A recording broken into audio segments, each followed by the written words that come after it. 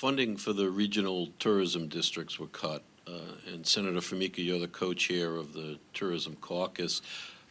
Do you support reinstating those funds, and what did the caucus do, or what can the caucus do in that regard? Well, thank you. I've spent most of my adult life in the hospitality industry, and I know the good jobs that are created through tourism industry here in southeastern Connecticut and throughout our state. Tourism plays a large part in all four corners of Connecticut. That's why the implementation of the Tourism Caucus with my co-chair, Diana Urban, and we sent out an email that attracted 41 responses from legislators across both sides of the party across our state. The three districts that have been whittled down to which the question refers had been funded for many years in the same way, and they put out fulfillment of brochures and things like that. We have to look at, again, innovation and new ways to do business. By bringing people from both sides of the aisle together, we can have conversations on this issue, how we can work together with the North and the South, the East and the West and the Center museums, so that we perhaps don't need to fund the districts in the way that they were funded. But the districts are creatures of the legislature, so they're not just going to go away, so we need to have an answer to this question.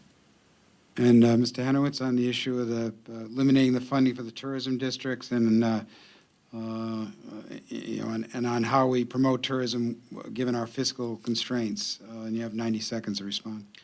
So I think promoting tourism with our fiscal constraints, I think that the entire goal of tourism is to get outside dollars flowing into the state.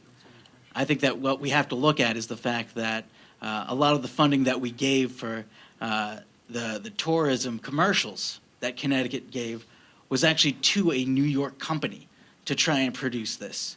It's the fact of, if we want to promote tourism within Connecticut, I think that we should be hiring the companies in Connecticut to promote tourism, to try and produce those videos, to try and produce those brochures.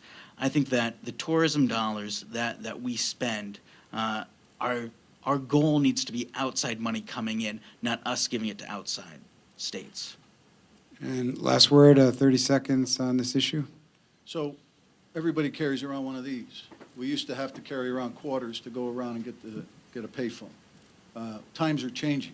I support the boots on the ground knowledge and information and connection that the tourism districts have, and we have to find a way to harness that.